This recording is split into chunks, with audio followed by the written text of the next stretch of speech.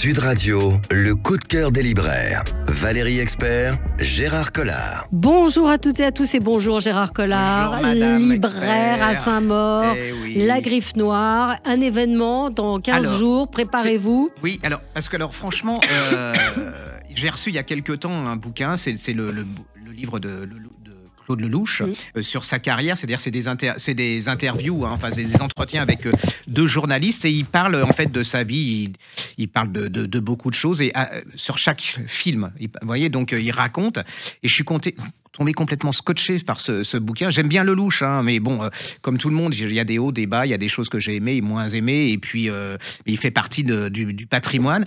Et bon, tout le monde sait que c'est le mari de Valérie Perrin. Tout le monde ne le sait peut-être pas. Mais oui, alors je vous le dis, c'est le mari de Valérie, écrivain dont le dernier livre, Tata, est une pure merveille, qui est vraiment bouleversant. Je ne vais pas en faire des tonnes sur Valérie Perrin, parce que c'est une des plus grosses ventes actuellement, tout le monde en parle, donc elle n'a pas besoin de moi, même si j'adore cette femme, et que j'ai préféré en parler quand elle était moins connue. Donc, mon rêve, et tous mes gars me disent, mais ça serait bien si on avait Claude Lelouch. Alors Claude Lelouch, c'est comme si vous me disiez, je vais avoir le De Gaulle dans les années 50, vous voyez, c'était et tout.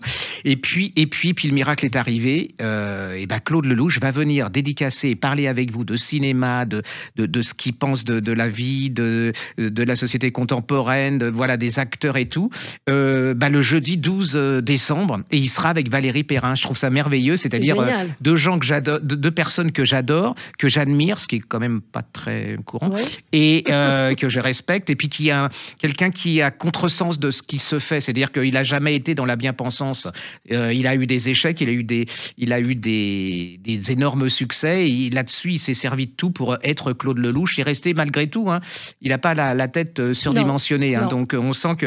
Et donc voilà, le livre s'appelle Le cinéma c'est mieux que la vie, ce sont des entretiens avec Jean Ollet-Laprune et Yves Allion, c'est aux Presses de la Cité. C'est un très très gros... Ah oui, mais c'est une sorte de livre, c'est une sorte de livre mémoriel. Oui, c'est ça, exactement. Ça fera partie des livres références sur Lelouch. Et ça se lit alors vraiment très très très très bien. Même si vous connaissez pas le cinéma de Lelouch, en fait, c'est la découverte d'un personnage. D'un homme qui a marqué toute son époque. Derrière l'icône, vous découvrez le personnage. Et puis, je trouve que ce qui va être drôle, c'est la rencontre que les gens n'imaginent pas entre cette femme que beaucoup de gens admirent et qui adorent et tout, parce qu'elle a une communauté c'est vraiment dans le sentimental. Il y a un rapport entre ses lecteurs et ses lectrices et elle. Et puis lui, il y a aussi un rapport entre ses acteurs, les gens qui regardent ses films. Je trouve que ça va être j'espère et je suis sûr que ça va être un très très très beau moment. Donc ne loupez pas, parce que ça va pas se reproduire souvent. Le 12 décembre, donc ce sera à La Griffe Noire. J'ai pas l'habitude de faire de la pub pour la livre. C'est vraiment très rare, mais là c'est vraiment exceptionnel. Oui, c'est vraiment une rencontre, la possibilité de rencontrer les auteurs, c'est toujours intéressant. Puis d'avoir les deux ensemble, c'est assez marrant. Sympa. Et les livres de Valérie Perrin, vous pouvez tous les acheter, ils existent en poche.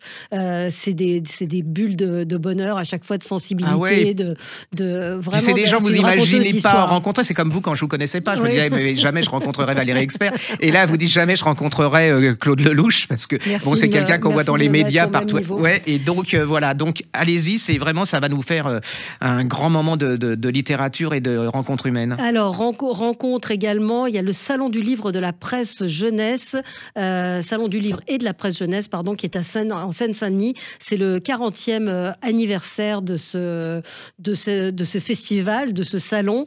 Donc allez-y, là aussi vous allez avec vos enfants découvrir des auteurs, découvrir des livres, vous promener dans les allées de ce salon. C'est toujours bien de faire découvrir la lecture, même s'ils y rentrent par le manga, même s'ils rentrent par... C'est pas un problème, ça. C'est pas un problème. L'idée, c'est vraiment de leur faire découvrir, et peut-être que parfois, parce qu'ils dessinent souvent, il y a des illustrateurs, c'est assez ludique, donc c'est un salon important. C'est à Montreuil, si vous êtes en région parisienne, ou même si vous venez ça vaut la peine de monter à Paris, ça vaut vraiment comme on dit. la peine de venir à la capitale pour visiter ce salon. Alors j'ai dit 40e, oui, c'est la 40e édition, absolument. C'est gratuit, c'est accessible à tous les publics, et allez-y, parce que c'est vraiment un formidable moment. Alors j'étais content avec Claude Lelouch, mais là j'étais moins content parce que la semaine dernière, je vous ai parlé d'un livre que j'ai adoré, que je considérais comme une des plus beaux livres étrangers de l'année, et vous en avez rien à demander. Mais alors franchement, oui, j'ai l'impression que... Alors allez-y, je sais pas si j'étais là. Ça s'appelle Irina Nikolaevna, c'est chez Liana Levy, de Paola Capriolo, et c'est une pure merveille. C'est l'histoire d'une... Alors, c'est plein de mystères. Alors, au niveau finesse psychologique, délicatesse, c'est vraiment c'est de la dentelle. Et puis il y a du mystère. On est à la fin du 19e. Il y a une Anglaise qui est à San Remo. Vous savez, c'est un peu la Côte d'Azur italienne. Elle est là, elle est dans sa villa, et puis elle cherche une dame de compagnie. Elle va trouver cette jeune femme alors on ne sait pas qui elle est. Les filles de Boyard, soi-disant, on ne sait pas si c'est vrai. Il y a ce mystère. Et puis il y a tous les voisins autour. Il va y avoir un tremblement de terre. C'est la rencontre de cette vieille dame. Et puis on ne sait pas si elle connaît les personnages, pas les personnages. On est toujours... Elle nous balade. Et puis, je sais pas, c'est comme une chanson de Souchon. Il y a plein de... Voilà, c'est une rencontre purement humaine. Et elle a un style absolument époustouflant. Moi, je suis tombé complètement... Vous cherchez quelque chose pour Noël, pour les fêtes, accessible à tout le monde, mais qui est en même temps un magnifique roman. Allez-y, vous allez être vraiment... moi, je suis ébahi par le talent de cette fille. Et puis, le côté, je sais pas, ça me fait penser, vous savez, au film de James Ivory. Un peu le côté beauté sensuelle, nostalgique, un peu, voilà. C'est j'ai tendance à le redire, mais c'est une des merveilles de cette année. Donc, ça s'appelle Irina Nikolaevna Cheliana Levi de Paola Capriolo. Allez-y, ne passez pas à côté, quoi. Franchement, un très beau... Ça m'a énervé, là, je vous le dis, ça m'a énervé. Quand vous n'êtes pas écouté, c'est toujours désagréable. Cabot, on va vous faire une émission spéciale Noël, on récapitulera, mais vient de paraître Né pour jouer, un livre d'entretien de Nathalie Simon avec Pierre Arditi. Nathalie Simon, elle est journaliste au Figaro. C'est la première fois que Pierre Arditi se confie, raconte sa vie d'acteur, raconte son engagement sa passion pour le théâtre, pour le cinéma. Il ne peut pas vivre sans jouer. Si vous aimez Pierre Arditi, c'est un incontournable vraiment pour mieux connaître cet homme. Elle lui parle de son côté séducteur. Vraiment, c'est passionnant et c'est encore une fois assez rare parce que c'est quelqu'un qui s'exprime assez peu sur lui, sur sa personnalité. Il y a des photos assez sympas. Il parle de sa mère, de son père, de ses sœurs. Enfin bon, vraiment, c'est un Arditi intime à découvrir absolument. Moi, j'avoue que j'ai une petite faible pour Pierre Arditi, donc ça m'a passionné. Voilà. Bon, c'est chez Robert Laffont, Nathalie Simon avec Pierre Arditi, Né pour jouer. Alors, je vais vous parler d'un polar que j'ai découvert. C'est son premier polar, hein. Elle s'appelle Diane Morel. Ça s'appelle Le Mystère Nerval chez Fayard. Et j'ai été, subjugué, content. Je me suis fait avoir On est au 19e siècle. Il y a Nerval, le fameux poète. Gérard de Nerval. Gérard de Nerval. Bon, il avait des crises de folie. Et il se retrouve dans une clinique hyper célèbre maintenant. C'est la clinique du docteur Blanche. Et c'était quelqu'un, le docteur Blanche, qui était très particulier. C'était un des premiers à essayer de comprendre la folie et de soigner. Alors, c'était la clinique des grands bourgeois. Hein. C'était pas donné à tout le monde. Et là, Gérard de Nerval arrive. Il est en sang, ensanglanté. Il a du sang partout. Et ce professeur Blanche a un fils, lui qui est aussi qui apprend la médecine et qui est aussi dans la médecine légale. Et on va essayer de découvrir si cet homme, si Nerval a assassiné, parce qu'il est persuadé qu'il a assassiné une jeune fille. Et donc l'enquête est de savoir s'il l'a assassiné, pas assassiné. On est toujours complètement brinque-ballé là-dedans en sachant pas. Mais surtout, c'est une reconstitution du 19e siècle. Vous allez croiser Gautier, mais Théophile Gautier, vous allez aussi vous retrouver dans le côté populaire de Paris avec les ouvriers et tout. La reconstitution historique, intellectuelle, c'est vraiment je sais pas comment elle a fait, mais elle a un art de conter qui est vraiment... Vous êtes dedans, c'est un film. Moi, je vois bien une mini-série c'est absolument... Et en plus, c'est une bonne manière de redécouvrir ces gens qui sont un peu oubliés. Hein, parce que Nerval, Gautier, à part le capitaine Fracasse, qui est élu uniquement parce qu'on le donne à l'école, mais c'est tout. Allez-y, je pense que c'est une nouvelle surdouée du polar historique. Si elle continue comme ça va être... je me souhaite d'avoir d'autres bouquins d'elle et d'autres romans. Ça s'appelle Le Mystère Nerval, c'est chez Fayard de Diane Morel. Et là, c'est une des belles surprises de cette année. Très bien. Noël approche. Quelques petits livres pour les enfants. Moi, j'aurais dû faire le lien, mais La recette d'un merveilleux Noël, ça c'est pour les tout petits. Ce sont des images, il y a très peu de texte. Et c'est une petite souris donc qui décore son sapin, les chaussons. C'est vraiment les premiers imagiers. Les illustrations, les images sont sublimes. J'adore parce que c'est en Angélique Léon et Haruka Harris. C'est chez Loulou et compagnie. C'est très mignon, c'est très joli, c'est joyeux. Et puis Jeanne HB, immense auteur pour enfants. Et donc là, c'est des images pour se parler. Donc le petit enfant qui envoie sa lettre au Père Noël. C'est deux petits bouquins cartonnés qui sont à mettre dans les mains des enfants à partir de 2 ans. Ça leur apprend à tenir des livres. Et regardez-nous sur les podcasts, parce que Valérie vous montre les trucs. Les livres, on montre les livres à la radio, mais allez-y sur le podcast. Vous êtes de plus en plus nombreux, d'ailleurs, je vous en remercie. On vous en remercie, mais allez-y, vous avez toutes les illustrations, les références, les couvertures, tout. Puis vous avez Valérie en vrai, en 3D, Absolument. Donc ce qui est quand même quelque chose d'inimitable. Allez, on se retrouve dans un instant, petite page de pub et d'autres livres avec vous. À tout de suite. Sud Radio, le coup de cœur des libraires. Valérie Expert, Gérard Collard. Alors, Gérard, on continue. Alors, un oubli absolument impardonnable de ma part d'un livre que j'ai lu et que j'ai adoré cet été, Absolution d'Alice McDermott. Je ne sais pas si vous l'aviez lu. On n'en a pas parlé. C'est un livre qui est paru chez La Table Ronde. C'est un livre vraiment formidable. Ça se passe dans les années 60, je crois que c'est 63, à Saïgon. C'est la vie de ces expatriés, de ces femmes d'expat, en fait, qui sont un peu désœuvrées.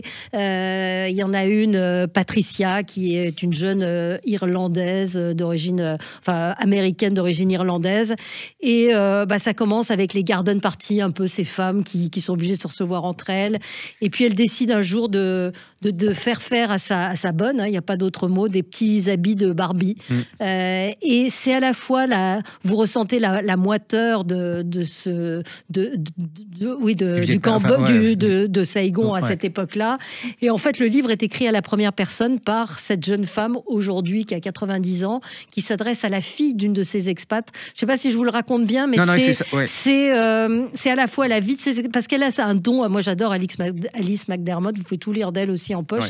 Elle vous raconte la vie un peu sans importance, la vie qui passe, et en même temps, elle raconte des choses assez profondes sur ces femmes. C'est des portraits de femmes, c'est un portrait de femme magnifique, et avec cette histoire qui est là, avec des oppositions, avec des personnages qui essayent d'exister. Elle va gratter derrière l'ennui. Il y a des femmes qu'on a l'impression qu'elles s'ennuient, mais en fait, c'est en ébullition. Il se passe plein de choses intérieurement, c'est incroyable. Et puis, il y a au niveau reconstitution de l'époque. C'est vraiment formidable d'avoir, parce que ça a été assez peu raconté. La présence au Vietnam, c'est surtout les soldats. Là, c'est une autre façon de voir cette époque, de voir pourquoi cette femme écrit cette lettre à cette jeune fille. C'est vraiment, elle a pris conscience aussi de certaines choses.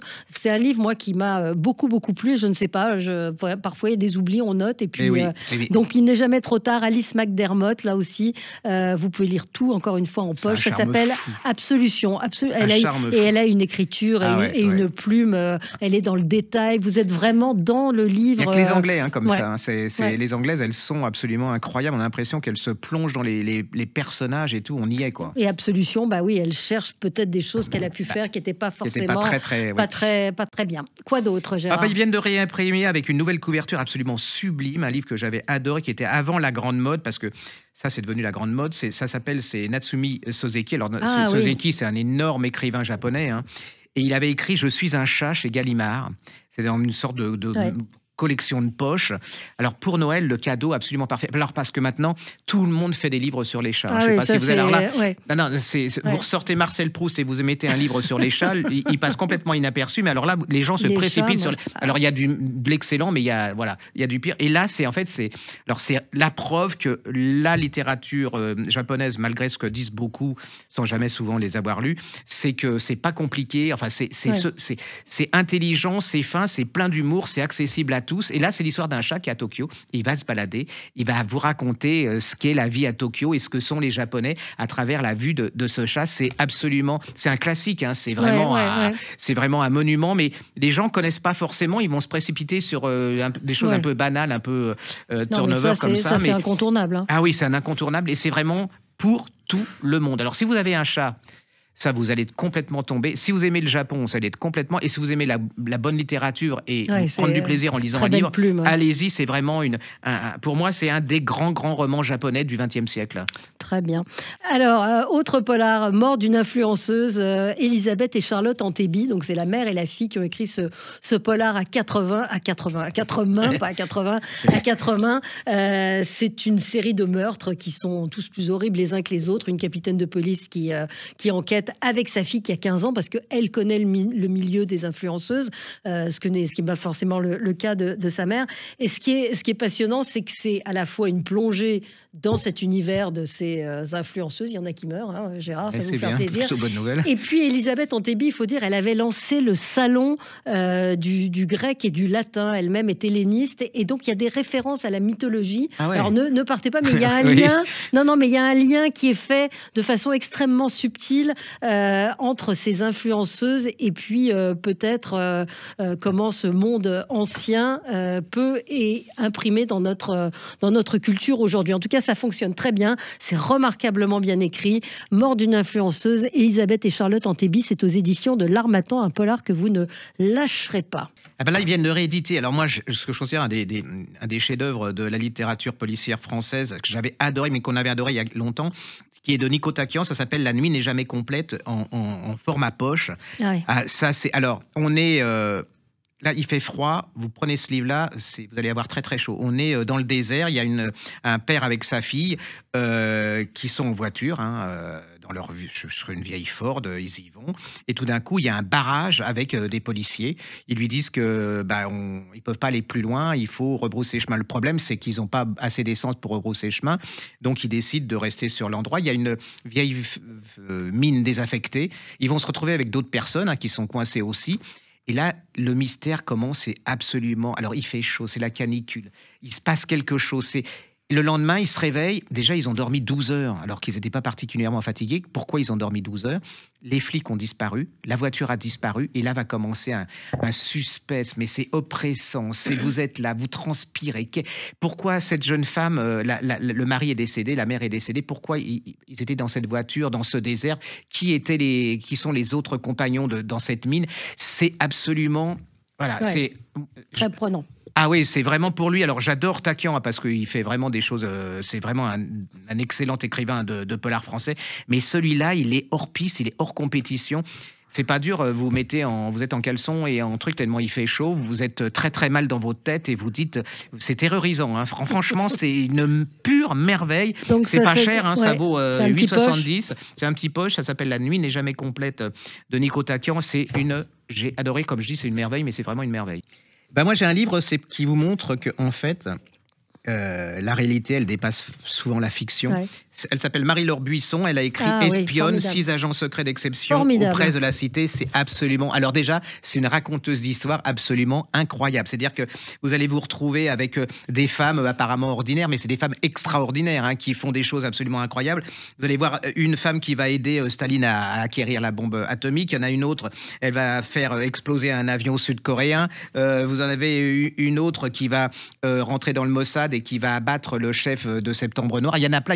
Il y a des Françaises, alors elles s'appellent Sonia, Sylvia, Marilyn, et apparemment quand on les lit comme ça, on les voit, elles n'ont rien d'extraordinaire, et quand vous lisez leur vie, c'est absolument, mais c'est l'anti-James Bond, c'est pas Superwoman, enfin c'est des Superwoman, mais c'est pas du tout... Elles ont pas cette... C'est un peu comme dans les films, elles sont discrètes. Des infiltrés. C'est le contraire. Le livre est passionnant, franchement, c'est des portraits d'espionnes qu'elle raconte de façon extrêmement vivante.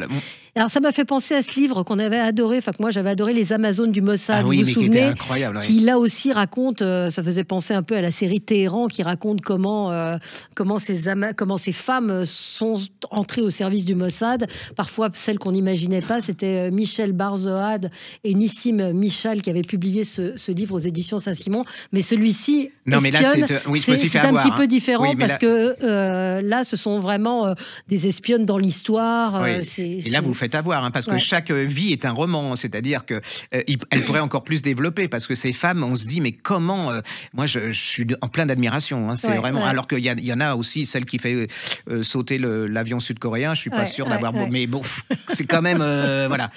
Juste aussi pour vous signaler, parce que vous avez fait une. Elle sera reçue par Patrick Roger, Marie-Laure Buisson très prochainement. Ah oui, bah ça va être génial.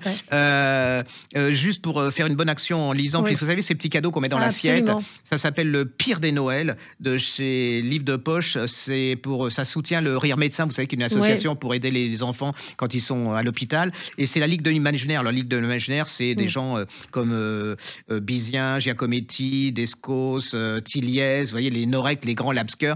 Et là, ils ont fait des nouvelles quand le dîner de Noël devient de réveillon, c'est atroce. C'est-à-dire qu'ils se bagarrent, ça devient sanguinolent. Mais c'est bien, parce que pour une fois, c'est super bien fait, c'est plein d'humour. C'est pas plein de bons sentiments. Non, c'est bien, c'est plein d'humour. Ils ont beaucoup de talent. Hein. C'est parmi les plus belles plumes, les plus brillantes plumes polardes actuelles français et un peu belges et tout. Allez-y, vous faites une bonne action. Ça s'appelle Le Pire des Noëls. C'est un livre de poche.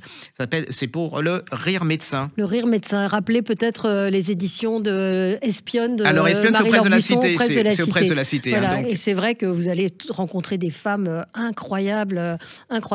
Un livre qui m'a amusé, Du poilu au métaverse, c'est pour l'anniversaire du Petit Larousse illustré. 300 mots qui sont entrés dans le dictionnaire entre 1905 et 2025. Bigophone. Année 1905, 1920. C'est un téléphone, ça, non ? Bah oui, il fut inventé par Romain Bigot, 1881. Il suffit d'ajouter phone à son nom, et donc le muet disparaît, etc., etc. Et c'est à travers une embouchure en papier, il chantait un air. Donc ça vous explique toute l'histoire. Il y a des mots qui ont disparu. Avocassé, ça commence par ce mot. Il y a plein de mots qui ont... vous avez avion. Avion, c'est rentré dans le dictionnaire au début de l'année des années 1910. Alors qu'on sent, oui, c'est passionnant. Aspirine, donc là je suis dans Léa, mais vous avez science-fiction. Ça c'est sympa, je trouve. Tagine, TGV, Velcro, tous ces mots qui sont arrivés dans le dictionnaire, qui n'existaient pas avant. Là aussi, petit cadeau covoituré. Oui, c'est sympa. En plus, quand vous êtes dans le train, vous avez des petits passages, vous pouvez les lire. Moi, j'adore ce genre de choses qu'on peut laisser, reprendre, et ainsi de suite. Absolument. Et donc, vous avez taylorisme, télécommande, télékinésie, antivax. Ça vient de rentrer dans le dictionnaire. C'est déjà fini ? Un petit album, Gérard, allez. Alors, juste pour vous... Alors, on y reviendra, mais moi, j'ai adoré ça. C'est le plus beau vœu de Mini-Taupe de Sang Keum Kim. C'est sans dessous. C'est l'histoire d'une petite taupe qui tombe amoureuse, qui est copine avec une boule de neige. Et le problème, il y a un problème avec quand elle veut l'emmener chez elle.